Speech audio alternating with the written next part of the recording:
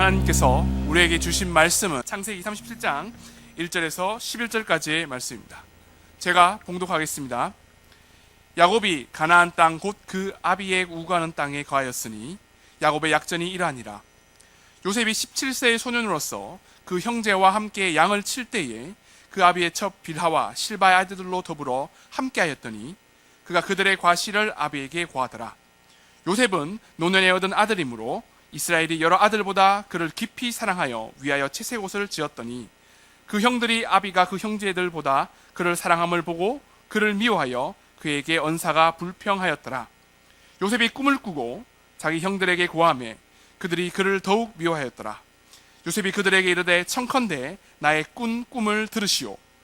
우리가 밭에서 곡식을 묵더니 내 단은 일어서고 당신들의 단은 내 단을 둘러서서 절하더이다. 그 형들이 그에게 이르되 내가 참으로 우리의 왕이 되겠느냐, 참으로 우리를 다스리게 되겠느냐 하고 그 꿈과 그 말을 인하여 그를 더욱 미워하더니 요셉이 다시 꿈을 꾸고 그 형들에게 고하여 가로되 내가 또 꿈을 꾼즉 해와 달과 11별이 내게 절하더니이다 하니라. 그가 그 꿈으로 부형에게 고하매 아비가 그를 꾸짖고 그에게 이르되 너의 꾼 꿈이 무엇이냐, 나와 내 부모와 내 형제들이 참으로 가서 땅에 엎드려 내게 절하겠느냐. 그 형들은 시기하되 그 아비는 그 말을 마음에 두었더라. 아멘. 자녀를 하나님이 쓰시는 리더로 세우자는 말씀으로 우리 김인환 목사님 나오실 때 큰 은혜 받으시기 바랍니다. 나오실 때 큰 박수로 환영해 주십시오. 예, 감사합니다. 이렇게 태어나서 우리와 같은 박수는 처음 받아본 것 같습니다. 이렇게 아무것도 아닌 저를 이렇게 또 별것도 아닌 여러분들이 환영해 주셔서 대단히 감사하게 생각합니다. 이렇게 인사하면 기분 나쁜 분이 계실지 모르지만 우리가 죄와 허물로 죽었던 아무것도 아닌 존재가 아니었습니까? 아멘. 그런데 하나님이 이런 우리를 하나님의 자녀가 되는 놀라운 권세를 갖게 하셨습니다. 아멘. 우리 한번 옆 사람 째려보시면서 이렇게 인사해 볼까요? 아무것도 아니셨는데 대단해지셨군요. 시작. 예, 감사합니다. 이렇게 방금 소개받은 광교지구촌교회를 담임하고 있는 김인환 목사라고 합니다. 근데 제가 이렇게 처음 가는 교회, 제가 분당에 있는 한신교회는 한 3번 정도 간 것 같은데 서울 한신교회 이렇게 처음 오게 되는 것 같습니다. 근데 저를 처음 만나는 분들이 저를 보는 순간 당황하는 2가지 사실이 있습니다. 첫 번째 사실은 보다시피 제가 굉장히 어려 보인다는 거예요. 굉장히 많이 비웃고 계시는데 제가 이제 나이가 50이 되었습니다. 이제 좀 어려 보이죠. 그래서 이것이 저의 스트레스예요. 그래가지고 누가 최강동안이다, 절대동안이다, 뭐 이런 얘기 들을 때마다 굉장히 스트레스가 되고 그래서 저의 간절한 기도 제목은 하나님 제발 나이가 들어 보이게 도와주시옵소서입니다. 근데 아무리 기도해도 응답이 오지 않는 거예요. 그래서 실망하고 있는데 제 제자가 목사님 그렇게 기도하면 응답이 오지 않지요 그러는 거예요. 그래서 그럼 어떻게 기도해야 되는데 그랬더니 목사님이 그것도 몰라요. 그래서 좀 가르쳐 줘봐 그랬더니 구체적으로 기도하세요 그러더라고요. 아니 어떻게 그랬더니 머리가 벗겨지게 도와주시옵소서 그러더라고요. 좀 세게 기도했더니 요즘 증세가 나타나고 있습니다. 또 저를 처음 만나는 분들이 당황하는 2번째 사실은 보다시피 제가 얼짱이라는 것입니다. 굉장히 많이 비웃고 계세요. 제가 얼짱이라는 거에 동의하지 않는 인간들은 사악한 인간들입니다. 이걸 제가 성경적으로 검증을 해드리면 이 중에 신실한 분들은 믿어지지 않으시겠지만 제가 청소년 시절에 외모 컴플렉스가 있었어요. 믿어지지가 않죠. 믿어지세요? 근데 제가 중학교 3학년 때 예수님을 만났습니다. 예수님 만나니까 성경이 믿어지더라고요. 그래서 성경을 읽기 시작했죠. 근데 성경을 읽다가 깜짝 놀랐습니다. 창세기를 읽기 시작했는데 하나님이 인간을 지으셨는데 하나님의 형상과 모양대로 지으셨다는 것입니다. 그럼 제가 누구 닮았다는 거예요? 그럼 제가 얼짱이라는 건 누구를 높여드리는 거예요? 거기 동의하지 않는 인간은 사악한 인간인 것입니다. 제가 얼짱인 것을 믿으십니까? 요 앞에는 좀 신실한 분들이 계시는데 저 뒤에는 어둠의 세력이 강하게 역사하는 것 같아요. 자, 이 아침에 나오기 쉽지 않은데 우리 옆 사람 얼굴 쳐다보면서 한번 인사해 볼까요? 자, 얼굴 쳐다보세요. 물론 그런 얼굴 쳐다본다는 게 쉬운 일은 아니에요. 자, 그런 얼굴 쳐다보시고 인사합니다. 이래봬도 어머님은 하나님의 걸작품입니다. 시작. 아멘이십니까? 저는 지금 그냥 사실이냐고 물어보는 것이 아니라 믿냐고 물어보고 있는 것입니다. 자, 근데 이 아침에 나올 때 제가 여러분 그 특별한 인사법을 하나 더 가르쳐 드릴게요. 자, 얼굴 한 번만 더 쳐다보고, 이양 고생하는 거 얼굴 한 번만 더 쳐다볼까요? 자, 얼굴 쳐다보고 인사해야 됩니다. 얼굴을 쳐다보면서 이렇게 인사합니다. 아름다움이 죄라면 당신은 사형감입니다. 시작.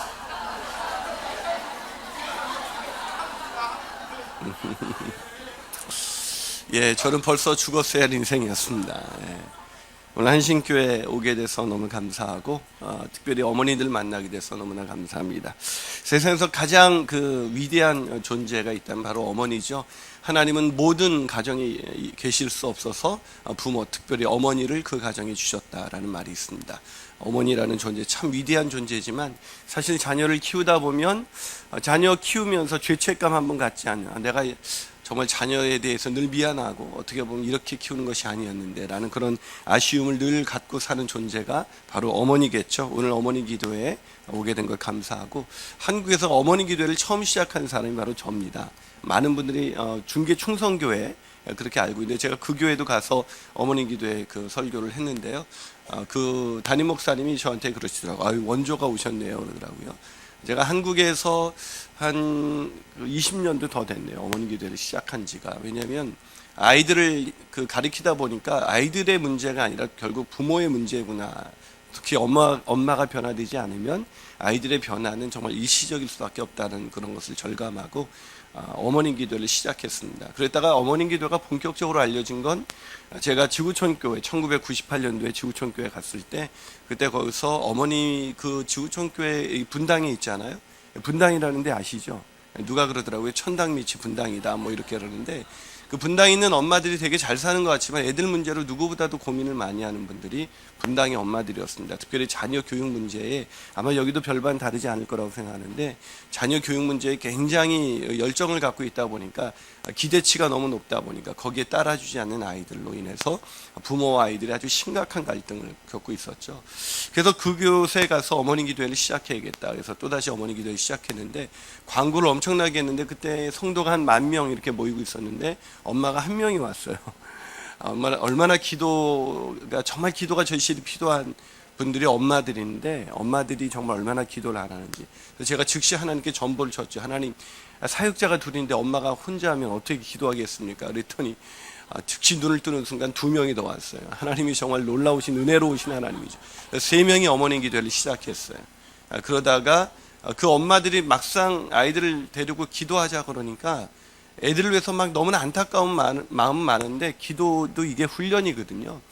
기도 훈련이 안 돼 있다 보니까 그냥 한 5분 정도 10분 기도하다 보니까 더 이상 기도할 말이 없는 거예요. 근데 그때만 해도 제가 젊었죠. 젊은 목사가 막 열심히 자기의 자녀를 위해서 2시간 동안 눈물을 흘리면서 기도하는 것을 보고, 이 엄마들이 그 다음부터 전도를 했는데 순식간에 12명이 왔어요.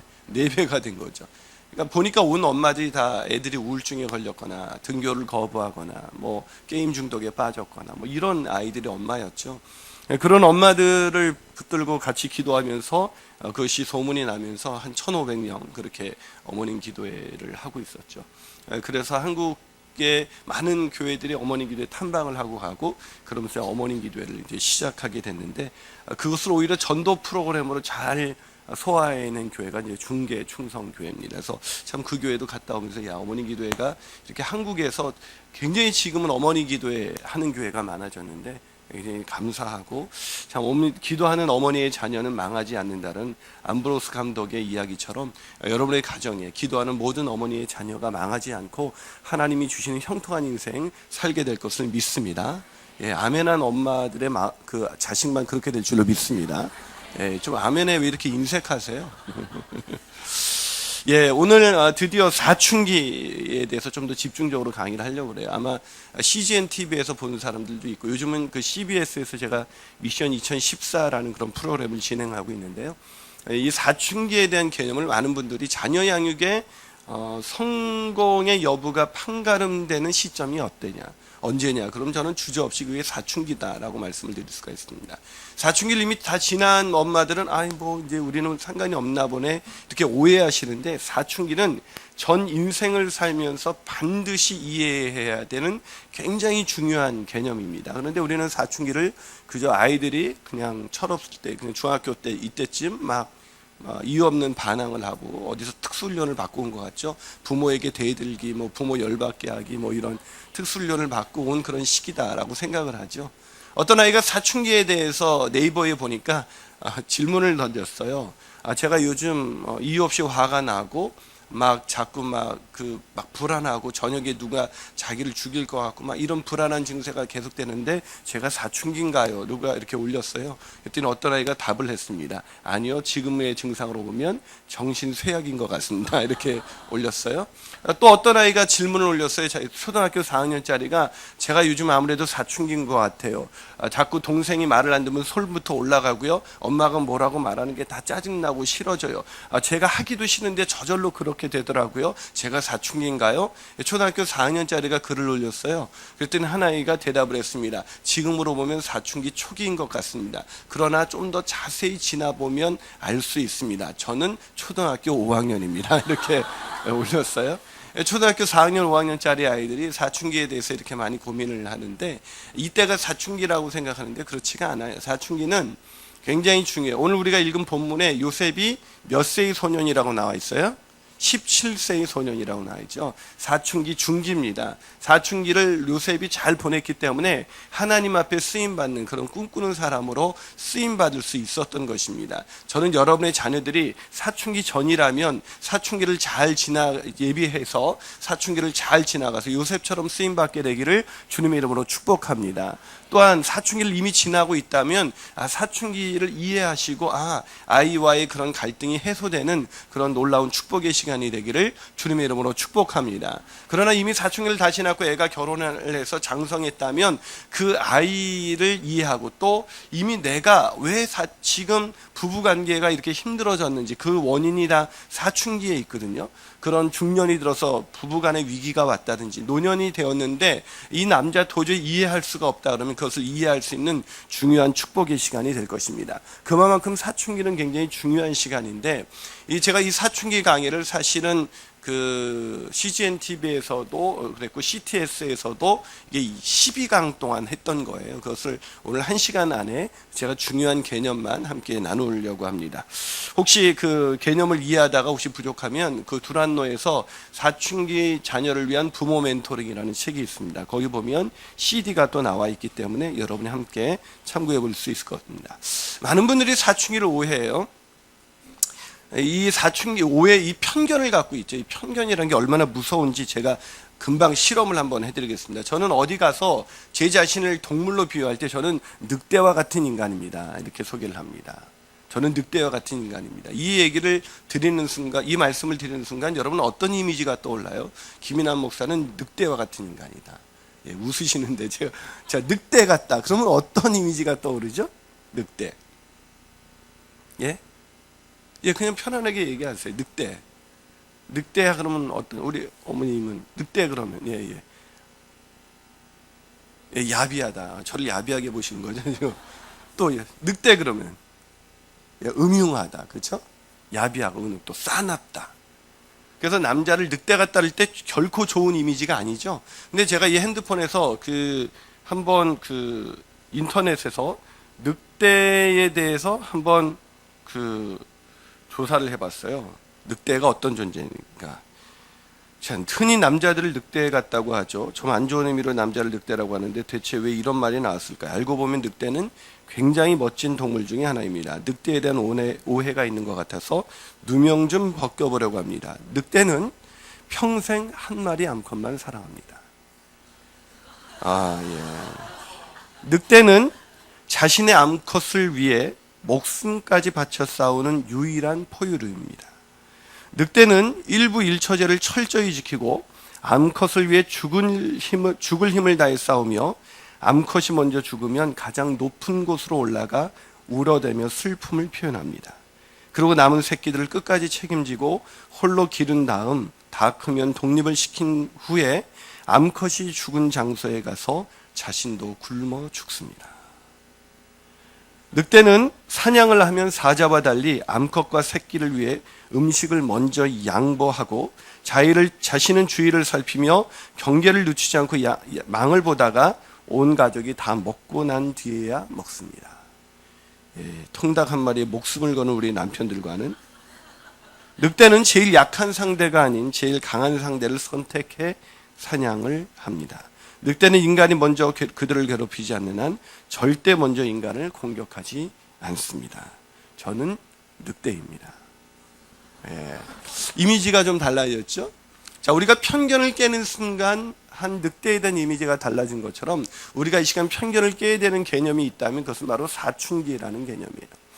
이 사춘기에 대한 책을 내면서 한 번은 그 종합병원 전문의가 또 남편은 그 한 병원의 병원장이었던 이 부부가 어렸을 때 너무나 바빠서 아이들을 제대로 돌보지 못해서 그냥 아이들을 친정에게 맡겼는데 나중에 데려와서 키우는데 아이가 너무너무나 불안해하고 신경질적이고 반항을 너무나 극심하게 해서 어떻게 할 줄 모르겠다라는 그런 장문의 편지를 저에게 보내온 적도 있습니다. 정신과 닥터를 찾아가서 상담도 했지만 뜬구름 잡는 식의 이야기이기 뿐이고 도대체 아이를 어떻게 양육해야 될까요? 라는 그런 장문의 편지를 저에게 보내온 적이 있습니다.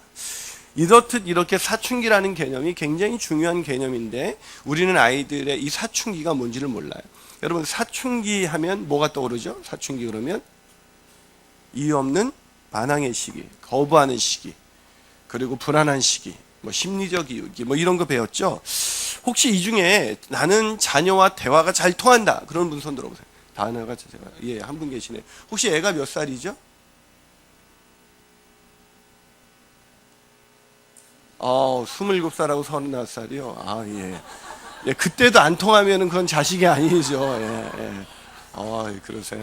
혹시 사춘기 아이들과 내가 자녀와 대화가 잘 통한다 있습니까? 예, 저는 어떤 엄마가 손을 들었어요. 몇 살이죠? 그랬더니 8살이에요 그러더라고요. 그래서 제가 13살 때까지만 기다려 보십시오 이렇게 얘기를 했습니다. 이 사춘기는 어떤 시기냐면 이유 없는 반항의 시기가 아니라 부모와의 의존 관계를 끊어버리고 부모로부터 독립하는 시기입니다. 자, 하나님께서는 인간을 지으셨을 때 인간을 향한 하나님의 계획을 이렇게 3단계로 만들어 주셨습니다. 내가 창세기 2장 24절을 한번 읽어 드리겠습니다. 한번 여러분 잘 들어보세요. 이러므로 남자가 부모를 떠나 그의 아내와 합하여 둘이 한 몸을 이룰지로다. 자, 한 번만 더요. 이러므로 남자가 부모를 떠나 그의 아내와 합하여 둘이 한 몸을 이룰지로다. 자, 그러면 이 남자가 부모를 떠난다는 것은 사람이 태어나서 부모와 함께 있는 시기가 있고 부모를 떠나는 시기가 있고 부모를 떠나서 연합하는 시기가 있다는 거예요. 근데 이 시기가 연결이 돼 있어요. 부모와 함께 있는 시기에 잘 있어야 되고 그 과제가 잘 이수가 돼야 부모를 건강하게 떠날 수가 있고 부모를 건강하게 떠나야 부모를 떠난 이 사람이 자신의 배우자와 연합하여 아름다운 가정을 이룰 수가 있어요. 다시 말씀드리면 부모와 함께 있을 때 제대로 그 과제가 성취되지 않고 그런 아이는 부모를 떠날 때 굉장히 힘들고 떠나지도 제대로 못한 그 아이는 아내와 연합하여 배우자와 아름다운 연합을 이뤄야 되는데 연합되지 못한 상태로 불행한 가정을 이끌며 살아간다는 거예요. 근데 이 부모를 떠나는 시기를 우리는 사춘기라고 부르는데 이 사춘기가 부모와 함께 있는 3살까지 영아기 때 아이의 인생이 이미 결정이 된다는 거예요. 그래서 우리 어른들은 무슨 얘기를 했냐면 3살 버릇이 여든 간다는 얘기를 하죠. 이 3살 때까지의 경험이 사춘기와 연결이 돼 있고 이 사춘기와 중년기가 노년기가 연결이 돼 있어요. 그래서 이 사춘기를 잘 이해해야 우리가 정말 행복한 인생을 할 수 있고 우리 자녀들이 행복한 인생을 하나님이 쓰시는 그런 인생을 살 수 있도록 우리가 준비시켜 줄 수가 있다는 것입니다. 근데 많은 분들이 여기에는 관심이 없어요. 그저 이 사춘기가 부모를 떠나는 시기인데 이 부모를 떠나는 이 시기에 부모는 어떻게 하냐면 애들을 잡고 공부를 시킵니다. 그렇죠? 애가 어렸을 때는 놔둬요. 좀 애가 좀 자유롭게 그래도 놔두는 편이에요. 그런데 애가 이제 부모를 떠나는 시기가 언제부터냐면 10대에 접어들면서부터 21살까지가 부모를 떠나는 시기를 준비하는 시기예요. 근데 이 시기에는 부모가 이제 10대가 되면 너 일로 와. 그래서 부모가 딱 잡고 공부를 시키죠. 그러니까 그때 부모와 아이들의 갈등은 아주 엄청나게 증폭이 되는 거예요. 그래서 그때부터 아이들이 학교를 등록을 거부하기도 하고 부모와 아주 심각한 문제를 일으키기도 한다는 것이죠. 그래서 엄마들의 예수를 믿는 엄마들이나 믿지 않는 엄마들이나 공통된 관심은 대학이죠. 그렇죠? 일명 스카이 대학 아시죠? S대, K대, Y대, 성남대, 경원대, 용인대. 스카이 대학이에요. 잘 생각. 그래서 우리는 이 스카이 대학에 보내기 위해서 아이들을 어려서부터 우유를 먹여도 보통 우유는 먹이지 않아요. 태어나면 어떤 우유 먹어요? 아인슈타인 우유를 먹여요. 얘가 천재가 아닐까. 그래서 얘가 왠지 아인슈타인을 먹이면 얘가 천재가 될 것 같은 거죠. 근데 초등학교 갈 때쯤 되면 얘가 천재가 아니라는 걸 깨닫게 돼요. 그래서 우유를 바꿔요. 그냥 서울대쯤 들어갔으면 좋겠다 해서 서울 우유로 바꾸죠. 근데 중학생이 되면 서울대도 힘들다는 걸 알게 돼서 우유를 바꿉니다. 그저 연세대쯤 들어갔으면 좋겠다. 그래서 연세 우유로 바꾸죠. 근데 고등학교 들어갈 때쯤 되면 연세대도 힘들다는 걸 알게 돼요. 그래서 우유를 바꿔요. 그저 건국대 정도 들어갔으면 좋겠다. 그래서 건국 우유로 바꿉니다. 근데 얘가 고3이 되면 드디어 서울 거는 힘들다는 걸 알게 되죠. 그리고 마지막으로 바꾸는 우유가 그저 매일매일 건강해라. 그래서 매일 우유로 먹인다는 거예요. 그런데 요즘 우유를 바꿨대요. 매일 우유 먹이기도 지겨워서 어떤 우유 먹이세요? 그랬더니 요즘은 저지방 우유를 먹인다 그러더라고요. 그래서 엄마들이 관심은 오직 거기에요. 그래서 여러분 스카이 대학 나오셔서 인생 행복하세요? 안 나오셨나 보죠? 역사는 변하지 않습니다. 여러분, 이 사실 아이들이 불행한 것은 어떤 대학을 나왔느냐가 결정하지 않아요. 근데 우리는 그런 세속적인 가치관에 길들여져 있기 때문에 우리가 그것이 아니면 아이들이 행복할 수 없다라는 그런 잘못된 신화 속에 잡혀져 있죠. 저희 누나는 공부를 정말 열심히 해서 서울대학원 약학대학원을 수석으로 졸업한 사람입니다. 우리나라의 최고의 대학을 특히 그 당시 여성으로서 갈 수 있는 최고의 학과인 약대를 그것도 수석으로 졸업한 사람이었어요. 우리 누나는 학교 갔다 와서 의자에 앉으면 의자에서 일어나는 적이 없었어요. 인간이 어떻게 그럴 수가 있는지. 저는 의자에 앉으면 30분만 지나면 냉장고가 궁금했어요. 그래서 냉장고를 항상 열어보면 우리 어머님이 우리 이난이는 머리는 좋은데 공부를 안 해. 늘 그런 얘기를 많이 하셨죠. 어디서 많이 듣던 얘기죠. 그런 얘기를 늘 들으면서 자랐어요. 근데 우리 누나가 졸업하더니 지금 뭐 하냐면 분당에서 그 순회역에서 그냥 약 팔고 있어요. 약 장사하고 있는 것이죠. 우리 누나는 요번에 저희 아버님이 팔순인데 형제가 다 같이 부모 모시고 여행 가자니까 갈 수가 없대요. 약국을 비울 수가 없다는 거예요. 참 약 장사가 힘들어요. 어떻게 보면. 근데 저는 우리 어머님이 늘 걱정했는데 지금 전 세계를 돌아다니면서 해외에 있는 유학생들에게 또 그런 전문인들에게 그런 복음을 전하는 하나님의 사람으로 쓰임받고 있습니다. 제가 여름이면 한번 따져봤더니 한 여름에만 4만 명의 아이들에게, 그리고 겨울에 한 3만 명, 그래서 1년에 7만 명의 젊은이들에게 복음을 전하더라고요. 한 번은 박사들만 2,000명 모인 데서 강의를 한 적이 있어요. 그때 제 고등학교 선생님께서 거기에 나중에 공부를 하셔서 거기에 모임에 와 계시더라고요. 학위를 받으시고. 그래서 야, 이나나 너 정말 출세했구나 그랬더니 옆에 있었던 외대 영어과 교수님이 그러는 거예요. 장로님이 너 왜 지금 목사한테 반말하냐면 이거죠. 그랬더니 그분이 눈치를 보더니 이나나 너 출세하셨군요 그러더라고요. 아마 그 인생에 있어서 하나님이 붙드신 인생이 있고요. 자기가 노력해서 사는 인생이 있어요. 여러분의 자녀들을 하나님이 붙드시는 인생이 되시기를 주님의 이름으로 축복합니다. 여러분, 참새와 독수리가 어느 게 더 높이 나를 것 같아요? 독수리죠. 근데 어느 게 더 날개 좋은 구조를 가졌을까요? 예, 참새 어떻게 그렇게 잘하세요? 참새는 날기 위해서는 작고 가벼워야 되거든요. 그리고 적당한 날개가 있어야 되는데 그게 바로 참새예요. 근데 독수리는 몸집도 무겁고 날개만 해도 날개짓 하기도 힘든 그런 안 좋은 구조를 갖고 있죠. 그러나 이 독수리는 이런 태풍이 밀려올 때 그때 상승기를 타서 거기에 자기 날개를 펴서 상승기를 타고 가장 높이 올라가게 되어 있죠. 그 상승기류를 타게 하시는 하나님, 그 하나님을 의지하기 때문에 오늘 어머니 기도에 나온 줄로 믿습니다.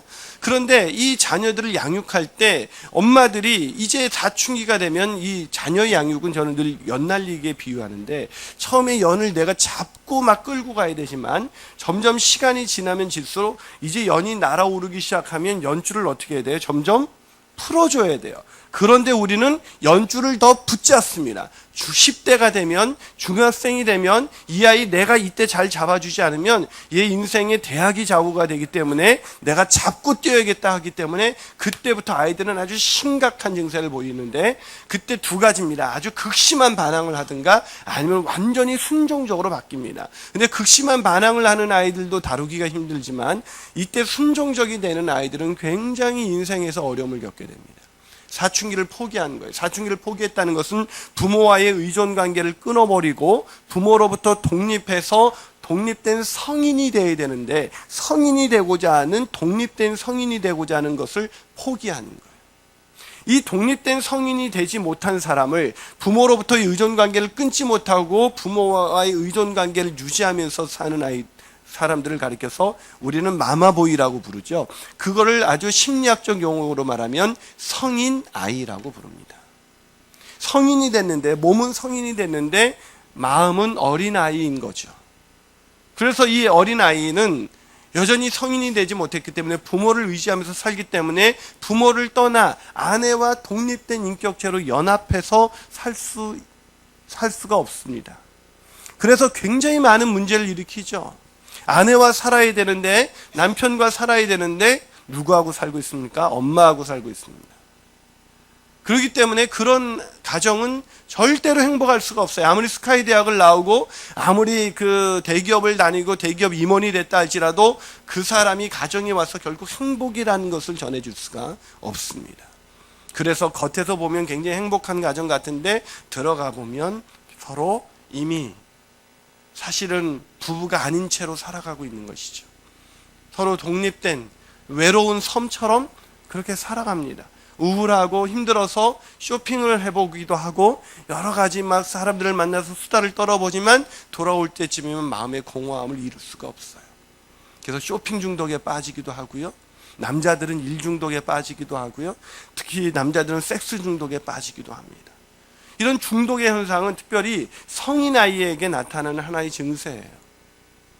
아이들이 이미 막 컴퓨터 중독에 빠져 있는 아이들처럼 그렇게 일 중독에 빠져 있고 섹스 중독에 빠져 있고 쇼핑 중독에 빠져서 자기가 산 메이커를 그걸 순간 사면서 자기를 확인하려는 작업을 끊임없이 합니다. 자기가 누구인지 나는 누구인가에 대한 답을 가져야 독립된 성인이 될 수가 있는데 나는 누구인가에 대한 답을 갖고 있지 못하니까 계속 인생은 외부에서 볼 때는 성공한 것 같은데 내부에는 공허한 거예요. 시간이 지나면 지날수록 외로운 거예요. 그래서 그 에너지를 자녀에게 집중해 보기도 합니다. 그래서 자녀에게 집중하면서 성인 아이인 엄마가 아이를 가르치니까 아이는 숨 막히는 것 같은 것이죠.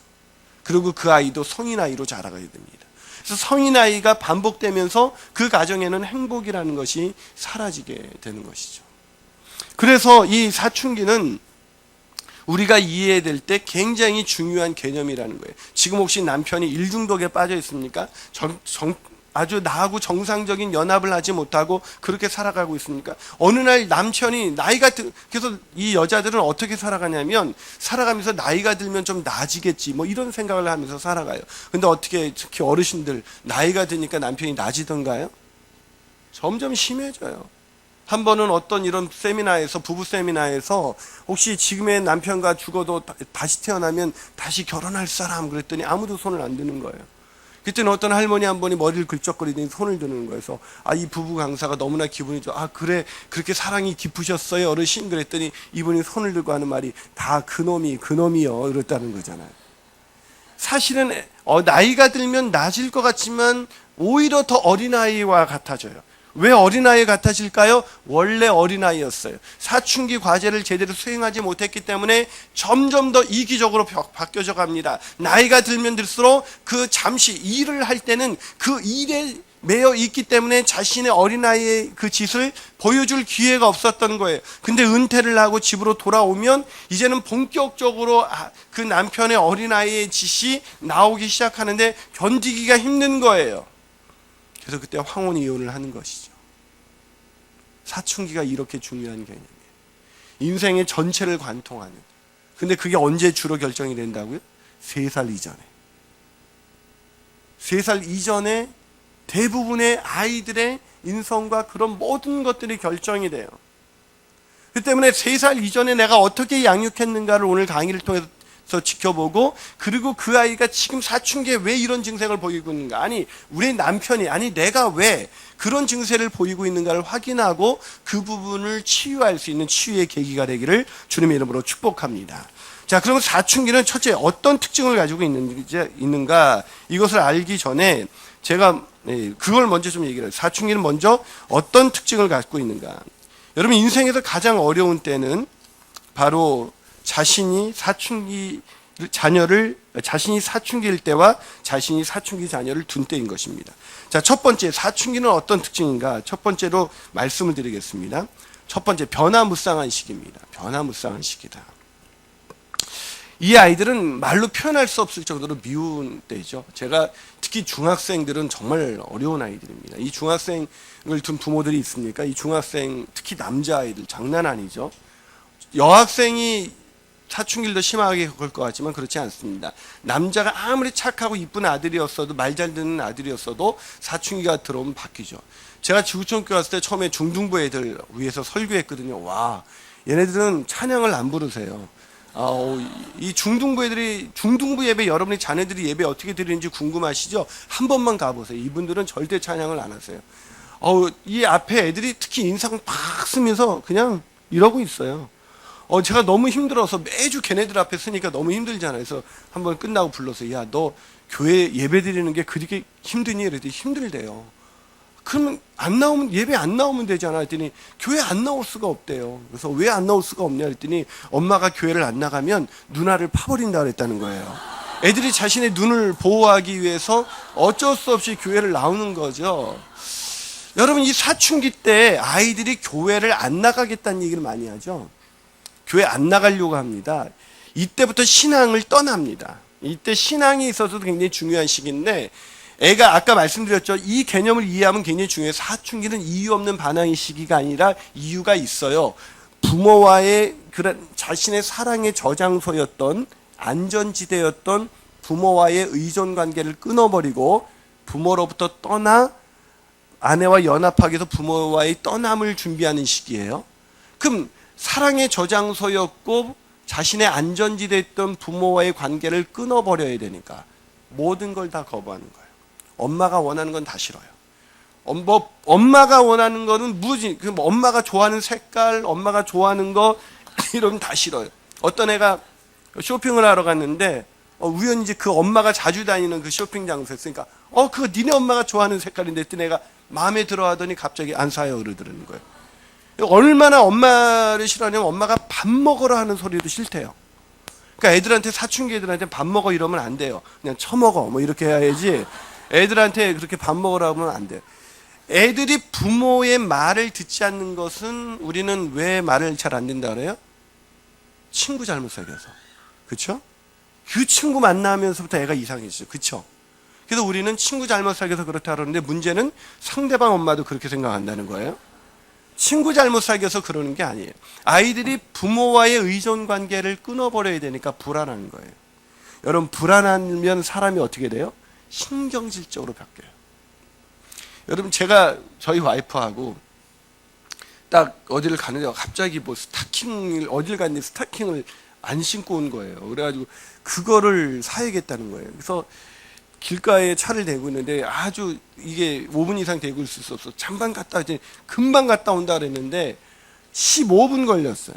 들어오자마자 이게 금방이야 그랬더니 그럼 금방, 내가 얼마나 빨리 서둘렀는데 그때부터 마음이 얼마나 서운해하는지.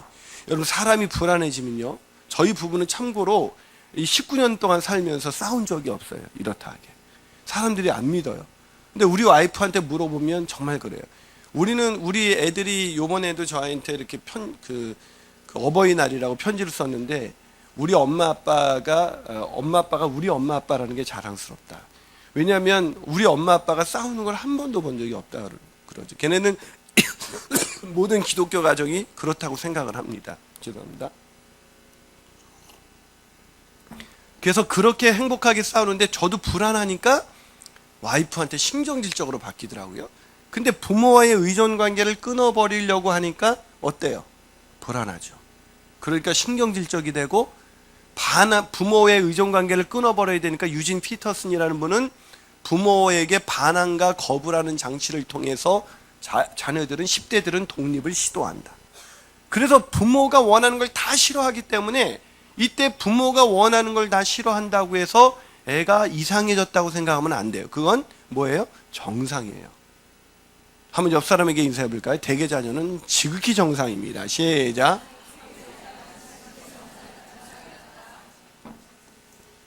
아이들이 그래서 부모와의 의존 관계를 끊어버리기 위해서 이렇게 하기 때문에 사춘기는 어떤 시기냐? 변화무쌍한 시기예요. 신경질적인 시기라. 그래서 럭비공과 같아요. 어디로 튈지 몰라요. 그래서 이 아이를 필요할 때, 이 아이를 양육할 때 중요한 것은 이 아이가 어떻게, 어디서 몇 시에 오고 뭘 하고 이거를 일일이 간섭하면 애들은 굉장히 힘들어요. 점점 자유를 줘야 돼요. 어저께 저는 애가 둘이거든요. 하나는 딸이고 하나는 기집애고 이렇게 둘이 있어요. 근데 이 큰 딸이, 제가 결혼을 좀 늦게 한 건 아닌데 31살에 했는데, 큰 아이가 제가 5년이 지난 다음에 들어서면서 애가 이제 중학교 2학년이에요. 그 무섭다는 중2. 김정은이 중2 무서워서 못 온다 그래요. 그 중2는 그렇게 무서워요. 근데 이 아이가 어저께도 11시에 들어왔어요. 밤 11시. 학원 갔다 오면서 밤 11시에 들어왔는데 우리는 얼마나 불안해요. 딸이 밤 11시에 이렇게 들어오면. 그런데 그것 때문에 너 몇 시에 들어올 거니? 왜 정한 시간에 안 들어왔어? 이런 부분을 얘기하면 아이는 그것 때문에 힘들어요. 목사님 그럼 그걸 그냥 놔둬요? 아니요. 규칙은 부모와 함께 있는 시기에 가르쳐 주는 겁니다. 규칙은 언제 가르쳐 준다고요? 부모와 함께 있는 시기에. 근데 부모와 함께 있는 시기에 규칙과 부모의 권위를 가르쳐 줘야 돼요. 그러면서 친밀감을 개발해야 돼요. 이게 굉장히 중요한데 이 아이들이 부모로부터 규칙을 없이 막 자라다가 이제 사춘기가 되면 본격적으로 자기 뜻대로 살아야 되는데, 엄마의 뜻대로가 아니라 자기 뜻대로 살아야 되는데, 이 어렸을 때는 마음대로 놔뒀다가 이제 이때 와서는 간섭을 하니까 애들이 너무너무 힘들어하는 거예요. 그래서 그 반항이 극한 거에 이르는 거예요. 특히 반항하지 않고 이렇게 쭉 죽어 이렇게 그냥 지내 있는 아이들은 어떻게 지내게 되냐면, 이 아이들은 나중에 대학 가서 사춘기를 보내거나 아니면 중년의 시기에 사춘기를 보냅니다. 그래서 갑자기 중년의 시기에 뭐 바람을 피고 외도가 나, 이런 사람이 사춘기, 자기의 정체성을 찾기 위한 하나의 몸부림이에요. 그래서 이 사춘기에 이렇게 반항을 우리는 전문 용어로 이렇게 지랄이라고 합니다. 애들이. 그래서 애들이 막 지랄을 떨죠. 이렇게 오면 지 맘대로 해요. 그래서 애들이 좀 죄송합니다. 우리가 볼 땐 이해가 안 가잖아요. 지랄을 떨 때 그게 10대에 떠는 게 좋아요? 아니면 중년에 떠는 게 좋아요? 언제 떠는 게 가장 안전하죠? 10대에 떨어야 돼요. 옆 사람한테 인사 볼까요? 떨 때 떠는 것이 좋습니다. 시작. 예. 이것이 그때 왜 그 남편이 그러면 일 중독에 빠졌다가 남자가 40대에 접어들면 일도 재미없어져요. 일이 자기가 아니라는 걸 알게 돼요.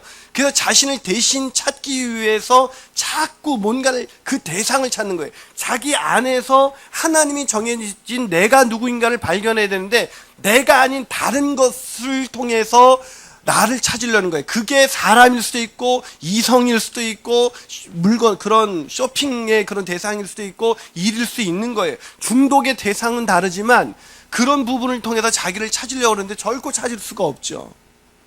그래서 바람피는 사람이 왜 고쳐지지 않냐면 그 근원적인 문제에 부모와의 건강적인 친밀감이 개발되지 않고, 애착관계라고 그러죠. 초기 애착이 형성되지 않은 아이가 그런 애착을 찾기 위해서 이제 부모를 떠나서 자기 자신이 누구인지를 알아야 건강한 애착 관계를 자기 배우자와 가질 수가 있는데, 그게 안 되니까 자꾸 일에 집중하는 거, 애착이죠. 일에 집착하는 것이고 물건에 집착하는 거고, 그런 부분에 자녀에 집착하는 그런 모든 부분들을 하는 거예요. 여러분이 시간이 지나면 지날수록 남편과 더 하나 되고 남편과 더 재밌어야 되는데, 여러분 남편과는 점점 멀어지고 누구와 하나 돼요? 자녀와 하나 되려는데, 이 하나 되려고 하는 이 인간은 나랑 또 하나 되려고 하지 않죠. 그러니까 이게 되게 불안한 거예요. 그러니까 여성들도 참 사는 게 재미가 없는 거예요. 정말 재밌는 사람은 40대에 되면, 저는 제가 40대를 우리 와이프와의 관계를 생각해 보면 인생에서 시간이 흐를수록 지금 50대 이제 접어들면서 더 기대가 되는 거 있죠. 우리 와이프가 40대 어떤 40대 재작년이네요. 제가 엘리베이터를 타고 딱 해서 이제 내려와서 교회 출근을 했는데 와이프가 저한테 문자를 보냈어요. 여보, 당신이 엘리베이터를 탄 순간부터 당신이 보고 싶다는 것 아세요? 예. 그런 거 안 하고 사세요? 예. 여러분은 그게 이상하죠. 근데 저는 왜 아내가 시간이 지나면 지날수록 더 사랑스러울까요? 하나님이 계획하신 가정의 행복은 여러분 아셔야 합니다. 부부가 시간이 흐를수록 연합이 견고해지게 만드셨어요. 그런데 그게 다 깨져 있다고요. 그래서 여러분, 시간이 더 지나서 애가 명문대 들어가면 행복할 것 같으세요? 아니요. 시간이 흐르면 흐를수록 여러분의 외로움은 더 깊어져만 갈 겁니다. 그 외로움의 문제를 해결하기 위해서 독초하는 것이 좋지 못해서 하나님이 배우자라는 하와를 지어주는 것이거든요. 근데 그 관계가 다 깨져 있기 때문에 내가 아무리 세상적으로 부와 명예와 권력을 얻고 남부러울 것이 없는 모든 것을 다 이룬 것 같은데 그 안에 행복이 없어요. 하나님이 계획하신 가정의 그림이 빠져 있기 때문이죠. 그 문제가 어디서부터 발생한다고요? 부모로부터 함께 있을 때의 그 과제, 그 애착, 건강한 애착 관계가 형성되어 있지 않은 상태에서 그 아이가 부모를 떠나려고 하니까 제대로 떠날 수 없어서 애착할 수 있는 상대를 부모를 떠난 상태에서도 계속 찾고 있으니까 이 아이가 부모를 떠나지 못하는 거예요. 평생 부모를 떠나지 못하는 아이들, 자신의 사랑의 근원을 떠나서 하나님이 계획한 그 인생을 살지 못하는 것이죠.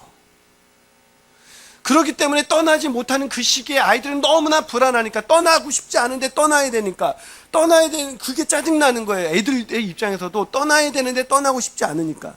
특히 이 중에 그런 분들 있을 거예요. 할머니, 할아버지께서, 보통 특히 할머니께서 그 딸내미나 아니면 며느리 아이를 봐주는 분들이 있을 거예요. 그때 3살 전까지는 무슨 일이 있어도 군대 갔다 왔다고 생각하고 애를 봐라라고 하는 것이 훨씬 더 좋아요. 그것이 아이의 인생에 있어서, 제가 얼마 전에 그 두란노의 그 이규복 교수하고 그 미션 2014에서 요번 주 방송이 됐네요. CBS 미션 2014에서. 그분이 그러더라고요. 무슨 일이 있어도 그때는 하지 말라고. 그때는 애와 함께 있으라고. 그때 애착 관계가 형성되지 않으면요, 아이들의 불안은 극에 달하고요. 그 북에 달았던 아이들이 가만히 잠재되어 있다가 사춘기 때 아주 극심한 반항을 합니다. 그런 반항을 하는 사람이 얼마나 많은지 몰라요. 자, 그러면 이 사춘기의 특징이 첫 번째 변화무쌍한 시기이기 때문에 어떻게 해야 됩니까? 아이에게 내가 간섭하고 이러는 것이 중요한 것이 아니라 아이들이 그런 부분을 할 때 옆에서 지켜주면서 순발력 있게 그냥 아이의 대화의 상대가 되어주는 게 필요해요. 제 중학교 2학년 딸내미가 얼마 전에 학원에서 무슨 일이 있어서 학원 선생님한테 되게 혼나고 왔어요. 그럼 그때 부모님의 반응은 보통 어때요? 네가 뭐 잘못한 게 있지라고 말하죠. 근데 제가 말을 안 하다가 애하고 얘기해서 무슨 일 있었니? 라고 대화를 하니까 자기 변명을 막 드러나요. 그래서 제가 그 얘기를 다 듣고 내가 뭐라 그러지 아세요? 아, 그랬구나. 그 선생님이 네 마음을 잘 이해를 하지 못했네. 괜찮아. 너무 학원이 중요한 건 아니니까 너무 신경 쓰지 마. 그랬더니 애가 그 다음부터요, 제 주변에서 어슬렁어슬렁 거려요. 계속. 여러분, 중학교 2학년짜리 그 거대한 거구가 제 옆에서 어슬렁어슬렁 이거 아주 꼴사납습니다, 그거. 근데 그 아이가 그렇게 어슬렁어슬렁 거리면서 아빠가 제 편 들어서 고마워요. 저는 당연히 아빠는 네 편이지. 그랬더니 이 녀석이 하는 말이 저는 아빠가 그래도 혼낼 줄 알았어요. 보통 부모님들이 다 그렇잖아요. 라고 그러는 거예요. 그러면서 이 아이가 얼마나 열심히 공부를 하기 시작하는지, 이 아이가 부모를 건강하게 떠나기 시작하니까 부모를 얼마나 공부를 열심히 했는지. 원래 이 아이의 성적이, 이 아이가 저희하고 제가 유학 갔을 때 같이 이제 떠나면서 초등학교 3학년 때 돌아와서 공부를 굉장히 못했어요. 이 아이가 공부 성적이 얼마나 겸손한지 50점 이하로 이렇게 나왔잖아요. 50점이 넘는 게 놀랍게도 단 하나도 없어요.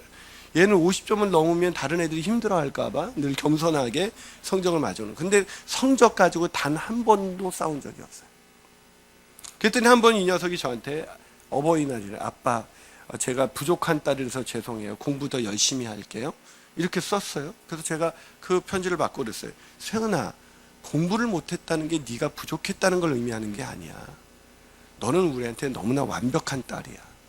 하지만 성적이 나쁜 거는 물론 네가 인생을 살면서 이게 성적이 이렇게 가다가는 네가 좋은 학교를 가거나 좋은 직장을 갖거나 네가 직업 선택에 있어서 상당한 제한이 있을 것은 사실이야. 하지만 그렇다 그래서 그건 네 인생이지 아빠의 인생이 아니야. 아빠는 네 인생에 있어서 네가 조금 더 좋은 인생의 선택의 기회를 많이 갖기를 원하지만 그것이 성적과 연관이 돼 있다는 것은 사실이지만 그것 때문에 아빠에게서 너가 부족한 딸이라고 생각하지 마. 넌 너무나 완벽해. 이랬죠. 그다음부터 그 아이가 공부를 하기 시작했어요. 그게 학원을 가겠대요. 그래서 내가 세연아 굳이 학원을 가려고 하지 마. 그랬더니 왜요? 그래서 아빠 내 친구들은 다 다니는데 아빠가 조사해 보니까 통계 자료에 나와 있는데 학원 다니는 아이들의 3%만 성적이 오른대. 나머지는 엄마 아빠들이 불안해서 그래서 학원을 보내는 거야. 남들이 다 가니까 들러리 쓰는 거지. 그 3% 아이들은 학원 안 다녀도 성적이 오를 아이들이야. 그러니까 다니지 마. 나는 네가 불안하지 않아. 그랬더니 아빠 제가 어떻게 안 불안하시냐는 거예요. 네가 왜 불안? 제 성적이 이 모양이잖아요. 지가 얘기를 해서 아니야 너 그 모양 아니야. 괜찮아. 그래서 저를 3달 동안 설득을 해서 그럼 한번 첫 달만 다녀보자. 그리고 다녀봐서 성적이 3달 뒤에 안 오르면 그만두기로 하자. 그리고 다녔어요. 지금 영어 성적표가 요번에 나왔더라고요. 중간고사가 하나 틀렸어요. 수학이 또 그러면서 수학을 다녔는데 수학도 하나 틀렸어요. 여전히 나머지 도덕 뭐 이런 건 다 50점 미만이에요. 여러분 무엇이 중요합니까? 사춘기에서 부모와의 의존 관계를 끊어버리고 부모로부터 독립을 해야 돼요.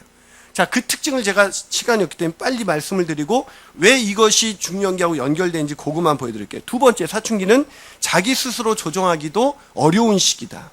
고등학교 2학년 여학생들과 이야기를 나눠본 적이 있습니다. 야, 어떻게 하면 부모가 너희들에게 도움을 줄 수 있을까? 그랬더니 도움이 안 된대요. 왜 도움이 안 돼? 그랬더니 우리도 우리 자신을 모르겠어요. 우리도 우리 자신이 마음대로, 아까 초등학교 4학년짜리 그랬죠? 저절로 손이 올라가요. 애들이 부모에게 막 반항적으로 보이는 건 뭐예요? 애가 그러고 싶어서 그러는 거예요? 자기 조정이 안 되는 거예요?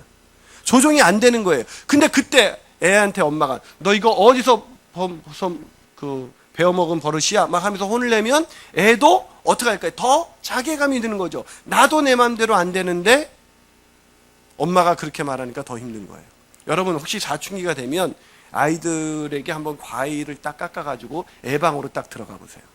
그럼 애가 어떻게 반응하죠? 신경질을 냅니다. 엄마 녹화하고 들어왔어야죠. 그래요. 그러면 그때 엄마가 이렇게 말하나요? 엄마가 네 사춘기인 걸 아직 몰랐구나. 이제 너는 부모를 떠나 스스로 독립하려는 시기인데 내가 그것도 모르고 그냥 너희 프라이버시를 지키지 못하고 그냥 들어왔네. 다음부터는 그냥 녹화하고 들어올게. 이런 엄마가 있어요? 아니죠. 그릇을 탁 내려놓고 너 지금 뭐라 그랬어? 아주 치사하게 나갑니다. 너 이게 네 집이야? 이게 네 방이야? 이러면서 아주 치사하게 나가요. 그러면서 이게 어디서 그러면서 막 그러면 애가 어때요? 다른 때 하면 죄송해요 이러고 고개를 숙여야 되는데 눈을 똑바로 뜨고 있어요. 그럼 엄마는 어떻게 너 지금 눈 똑바로 떠? 눈 안 깔아? 눈 안 깔아 그럼 애가 깔아드리던가요? 아니, 애가 이렇게 말해. 엄마 내가 사춘기예요. 그러니까 제발 저를 좀 이해해 주세요. 제가 부모를 떠나서 독립해야 되는 시기 때문에 불안하거든요. 이렇게 말할 줄은 몰라요. 그냥 거부한다니까요. 스스로도 조정이 안 돼요. 그 때문에 그런 아이는 뭐라고요?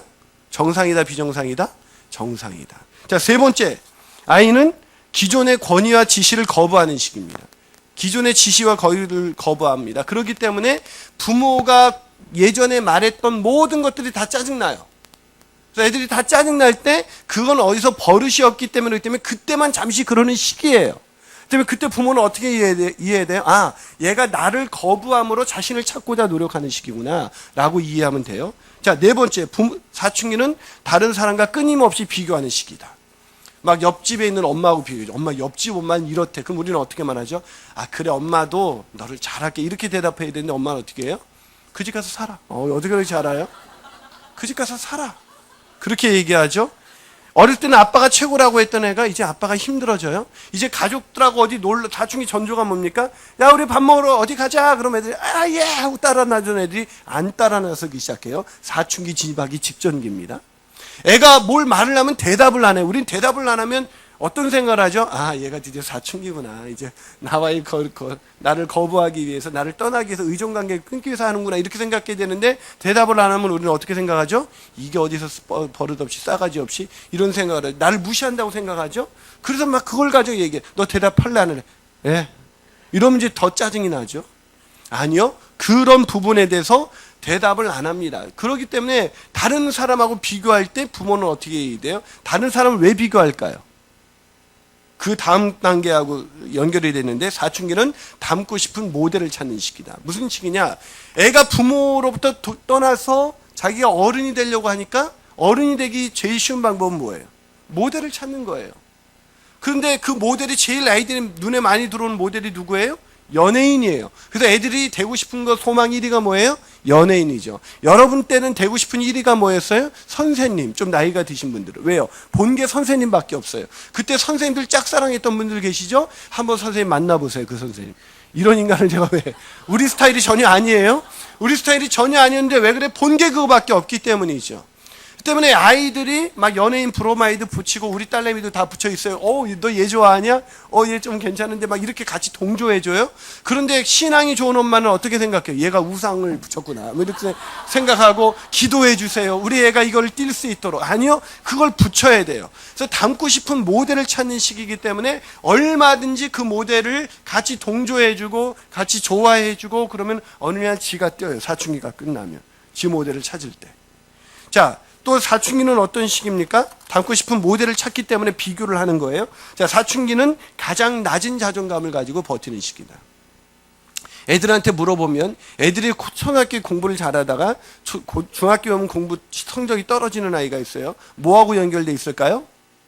자존감과 연결돼 있어요. EBS 프로그램 안 보셨어요? 아이의 사생활, 거기서 자존감 편, 아이들의 모든 것을 결정하는 것이 자존감이다. 그런데 사춘기 때 가장 낮은 자존감을 가지고 견뎌야 되는 시기예요. 갑자기 자존감이 높았던 애도 부모와의 사랑을 받으면서 높았던 친밀감이 개발됐던 이 아이가 부모와의 의존 관계를 끊어버리기 때문에 갑자기 집을 딱 나와보니까 나는 홀로 된 것 같고 너무 불안하고 나는 아무것도 아닌 것 같은 거예요. 그 낮은 자존감을 가지고 버틸 때 그때 자존감의 변화가 한 번 오는데 그때 아이한테 긍정적인 언어를 사용해야 돼요.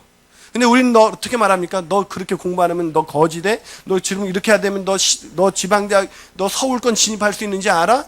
뭐 이런 식으로 계속 잘하라는 측면에서 얘기하는, 의도에서 얘기하는 것이지만 아이들에게는 맞아. 너 그 성적 가지고 이 성적 가지고 아무 데도 갈 수 없어. 아이들은 속으로 이렇게 말합니다. 아멘. 그렇게 말하기를 원하세요? 우리 딸내미가 어느 날 와 아빠 내가요 이번 우리 학원에서도 이 시험을 보고 순위를 매기더라고요. 우리 학원에서 내가 1등 했대요. 수학 진짜 공부 잘하는 애가 있으면 내가 1등 했대서 내가 오 잘했네 그랬더니 그 정도 반응을 내가 보이니까 아빠 이건 그 정도의 반응을 보여서는 안 되는 거예요. 그게 학원에서 1등이 얼마나 어려운데요 그러더라고요. 그래서 내가 그렇게 야 그래 아빠가 생각해보니까 아빠는 수학을 그렇게 잘해본 적이 한 번도 없어. 진짜로 대단하다. 애가 자존감 급상승했죠. 그러면서 그것이 영어로 국어로 옮겨가고 있어요. 이 자존중감이 가장 공부를 잘했던 애들이 엄마가 이제 탁 잡고 더 집중하기 위해서 막 부정적인 말을 쏟아내면서 아이들이 낮은 자존감을 가지고 버텨야 되는 그 시기에 낮은 자존감으로 확정시켜 줍니다. 아이들이 그때 망가지는 거예요. 그래서 낮은 자존감을 가지고 버텨야 되는 시기이기 때문에 아이들을 잘 세워야 돼요. 그래서 그거 하면 너무 시간이 길어. 자, 그다음 7번째, 사춘기는 외모에 관한 관심이 증폭되는 시기다. 이 밥 먹을 시간은 없어도 거울 볼 시간은 있죠. 애들 거울 보는 거 보면 특히 놀라워요. 남자애들 여기만 가지고 뭐 계속 이래요. 진짜 놀라운 애들. 왜 거기가 그렇게 신경 쓰이는지. 그래서 외모에 대해서 관심이 증폭되는 시기이기 때문에 이 아이들에게 어떻게 해주는 게 좋을까요? 외모에 대해서. 근데 어떤 엄마는 이래, 난 우리 아들이 제일 예뻐. 그럼 짜증난대, 애들은. 왜냐면 아이들은 엄마한테 이쁘기를 원하는 게 아니에요. 우리 아들이 제일 잘생겼어 그러면 애 취급당한다는 거예요. 그래서 그게 짜증난다는 거예요. 그럼 어떻게 하면 좋으니? 했더니 너 좀 코 좀 고쳐줄게. 엄마가 너 고등학교 졸업하면 코 반드시 고쳐줄게. 이러면 너무 은혜가 되고 너무 감사가 된다는 거예요. 외모에 대한 관심이 집중되는 시기죠. 왜 외모에 대한 관심이 집중될까요? 일단 내가 어떤 어른이 될까에서 가장 중요한 건 일단 보여지는 거잖아요. 그러니까 보여지는 내 외모가 어떻게 비칠까가 제일 궁금한 거예요. 단순히 애가 머리가 비어가지고 벌써부터 뭐 이성친구 사귀기 그래서 그런 것이 아니라 내가 부모를 떠나서 독립된 성인이 되고자 하는 시기라는 이 전제를 이해하면, 이 사춘기의 정의를 이해하면 이게 다 이해가 돼요. 내가 어떤 어른이 될까 가장 편한 게 내 외모잖아요. 거기에 집중하는 거예요. 그래서 아이들이 외모에 집중할 때 근사한 어른이 될 수 있도록 같이 그냥 친구처럼 그래 넌 그래도 이게 좀 이건 괜찮잖아. 그럼 그래. 그걸 구체적으로 장단점을 얘기해 줘야지 그냥 우리 아들이 제일 예뻐 그러거나 아니면 넌 그렇게 정신 상태가 어디 있어서 맨날 거울만 쳐다보고 밥 먹어 뭐 이러면 애들이 완전히 나 어른이 되고자 하는 시도가 좌절되는 거예요. 참 우습죠. 여러분은 그게 아니라 애가 어떻게 저런 거에 신경을 쓸까 이렇게 생각하는데 애들은 뭐가 되려고 노력하는 거예요? 나는 어떤 어른이 될까라고 고민하고 있다는 거예요. 자, 그리고 8번째, 사춘기는 성적 관심이 증폭되는 시기다. 성적이라 그래서 성적이 아니에요. 엄마들은 뭐든지 성적에 관심이 있는데 이 성적 관심이 증폭되는데 제가 이것만 가지고도 3일 동안 특강을 했어요. 자녀의 이성관계 어떻게 해결해야 되는가. 성적 관심이 증폭되기 때문에 그 관심을 적어도 아이들의 이성 친구의 얘기를 스스럼 없이 얘기할 수 있는 엄마가 되셔야 됩니다. 자, 그 다음에 10번째, 사춘기는 독립을 추구하는 시기다. 굉장히 중요하다 그랬죠. 이때 안 되면 굉장히 어려워집니다. 제가 미국에서 이 텍사스에서 이 강의할 때 한 부부가 이 앞에서 들었어요. 강의를 눈물을 흘리면서 드렸어요. 알고 보니까 끝나고 상담을 요청해서 상담을 했는데 그 아이가 그 교회에서 제일 공부 잘하는 애였고 그래서 주립대학의 최고 성적으로 풀 스칼라십으로 갔는데 애가 대학 1학년 때 완전히 망가진 거예요. 공부 수업 아무것도 안 들었고 남자하고 남자판 관계를 통해서 인생이 완전히 망가졌어요.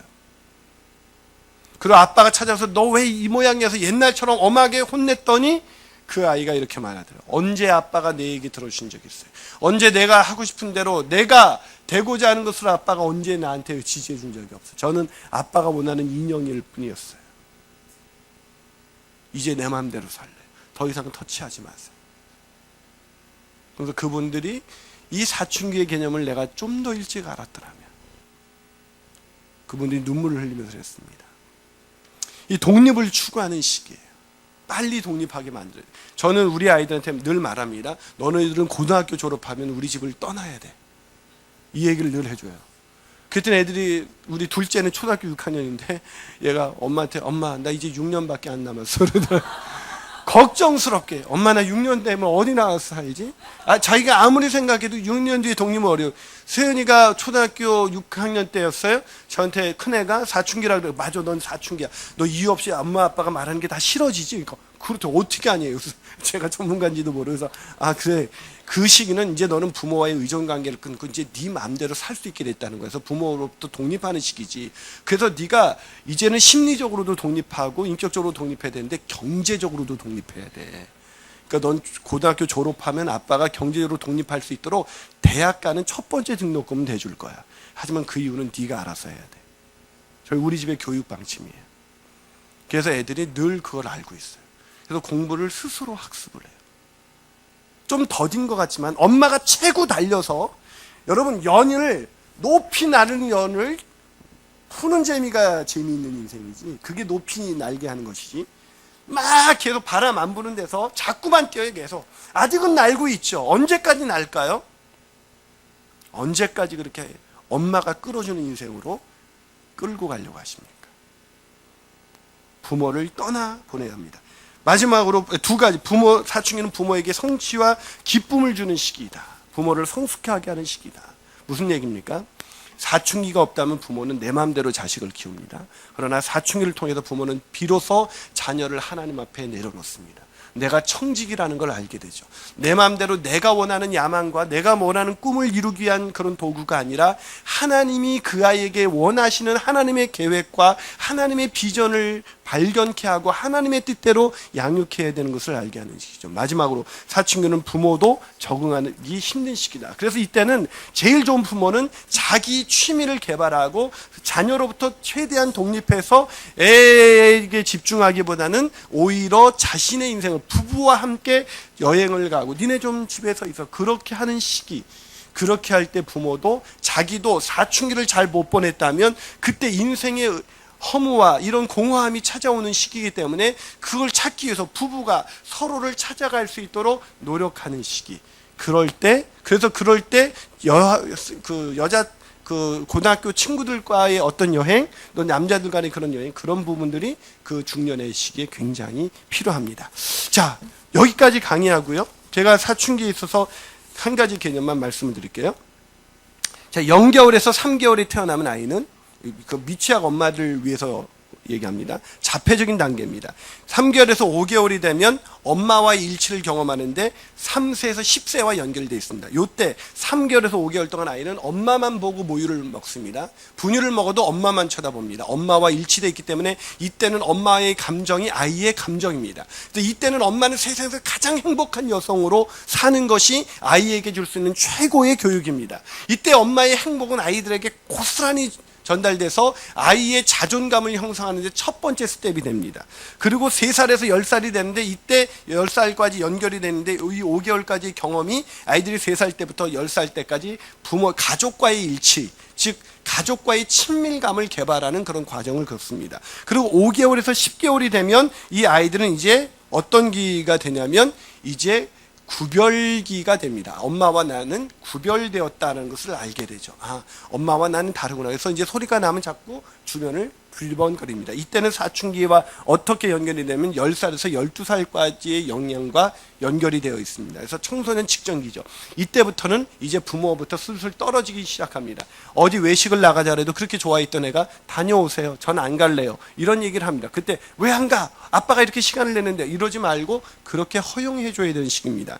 10개월에서 16개월은 13살과 14살과 연결되어 있습니다. 이때부터 사춘기라고 부르죠. 사춘기 초기입니다. 이때 가장 극심한 반항기를 보이는데 연습기라고 부릅니다. 사춘기를 연습하죠. 10개월에서 부모로부터 이제 이유식을 해서 부모로부터 애가 걷기 시작하죠. 걷기 시작한다는 건 뭘 의미합니까? 부모로부터 이제 떨어질 수 있게 되었다라는 걸 말하는 거예요. 걷는다는 걸 의미를 깨달으십시오. 그래서 이때 직전을 해서 이유식을 하죠. 이유식을 왜 하죠? 이유식을 어떤 분은 영양이 좋아서 한대요. 그러면서 그럼 지금도 드시라고 그랬어요. 이유식은 부모의 모유를 의존하지 않고 스스로 밥 먹는 존재가 되는 것입니다. 육체적 독립이죠. 이유식의 목표는 독립입니다. 심리적 이유식이라고 그러죠. 심리적으로 부모로부터 독립하는 시기. 그래서 13살, 14살 그걸 연습하는데 이때 걷기 위해서 얼마나 많이 넘어져요? 얼마나 많이 불안한 걸 만집니까? 걷기 시작하니까 굉장히 위험한 짓을 많이 하죠. 그래서 부모의 눈은 항상 아이를 지켜보고 있습니다. 그렇다고 해서 애가 걷고자 하는 걸 그냥 막고 엄마가 걷지 못하게 한다면 어떻게 될까요? 애는 걷기 위해서 얼마나 넘어지는지 아시죠? 수천 번입니다. 사춘기에서 부모로부터 의존 관계를 끊어버리고 떠나려고는 이때만큼 부모가 불안한 적이 없어요. 그러나 지켜만 보십시오. 걔를 잡지 마십시오. 제발 잡지 말고 지켜만 보면 애는 건강한 사춘기를 보내고 나중에 멋진 청년으로 변화될 수가 있는 것입니다. 자, 16개월에서 24개월입니다. 이때는 15살에서 17살과 연결되는데 청소년 중기입니다. 이때는 재적금기라고 부릅니다. 이제 아이들이 사춘기가 끝난 것 같아 보이죠. 이제 그들 극도의 반항의 시기가 끝나면서 부모와 좀 더 말이 통합니다. 이때 우리는 사춘기가 끝났다고 생각해요. 애들이 고등학생 때죠. 이때 이런 얘기를 합니다. 엄마, 내가 중학교 때 너무 놀았어. 그렇지. 그러면 엄마는 뭐라 그래? 아니야, 너는 훌륭하게 너희 인생을 살기 위해서 필요했던 반항이야. 이렇게 얘기해야 되는데 엄마가 어떻게 얘기하죠? 엄마가 뭘 했어? 중학교 때가 중요하다 그랬지. 그때 성적이 인생을 결정하는 거야. 그때 엄마 말 들었으면 지금 성적이 좋을 텐데 하고 말하면 애는 그때 재적근기의 목표는 부모로부터 다시 사랑을 공급받기 위해서 부모와의 화해를 시작하는 시기예요. 그래서 화해의 단계라고도 불러요. 그때 다시 사랑을 공급해줘야 돼요. 자, 마지막으로 24개월에서 36개월, 이때는 통합기라고 불러요. 자기가 누구인지를 드디어 발견하게 되는 거예요. 이때가 36개월, 3살까지죠. 그래서 이때는 18살에서 21살입니다. 그래서 대학 1학년, 2학년 때까지 아이들은 이제 자신을 통합해요. 그래서 대학 가서 사춘기를 시작하는 아이들이 있어요. 아주 인생이 망가지죠. 그러기 전에 이 관계를 알고 0세에서 3살 때 이 통합의 단계를 거칠 때 그 단계마다의 과제가 있어요. 부모의 역할이 있어요.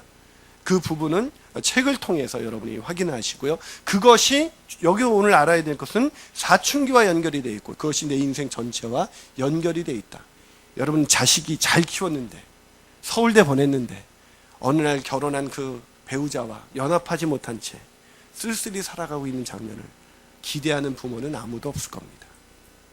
아이들의 행복을 원하시고 그 아이들이 자신이 누구인가, 얼마나 소중한 존재인가를 알기를 원한다면 잘 떠나보내십시오. 잘 떠나보내는 것이 축복입니다. 그 아이들을 떠나보내는 그 아이를 하나님이 책임져 주십니다. 주님께서 돌보아 주십니다. 그 하나님께 기도함으로 그 아이들의 문제를 해결해 나가는 그런 복된 삶이 되시기를 주님의 이름으로 축복합니다. 기도하시겠습니다. 하나님 아버지, 오늘 인생의 가장 중요한 코드인 사춘기의 개념에 대해서 함께 이야기를 나눴습니다. 아버지 하나님, 여기 있는 이 엄마들의 자녀들의 이름, 자녀들의 얼굴을 떠올리면서 그때 나는 아이들을 어떻게 양육했는지, 어떻게 그 아이들을 길렀는지 돌아보게 하여 주옵시고, 정말 그 아이들을 그때 적절한 부모의 역할을 하지 못했다면 하나님 우리를 불쌍히 여겨주셔서 그 아이들에 대한 역할을, 그 아이들을 회복시켜 주시고 그 아이들에 대해서 다시 그 아이들을 회복시켜 줄 수 있는 엄마의 역할을 감당할 수 있도록 축복하여 주시옵소서. 또 오늘 여기 나와서 그때 주님 제대로 양육하지 못한 거 기도할 때 그 문제를 회복시켜 주시는 하나님을 만나게 하여 주셔서 주님 그 사랑하는 엄마들의 그 모든 자녀들이 이 땅 가운데 멋진 요셉처럼 17세의 소년이 꿈을 꾸고 하나님 앞에 위대하게 쓰임받았던 것처럼 그렇게 요셉과 같이 쓰임받을 수 있는 그런 모든 자녀들이 될 수 있도록 축복하여 주시옵소서. 감사를 드리며 예수님의 이름으로 기도드립니다. 아멘.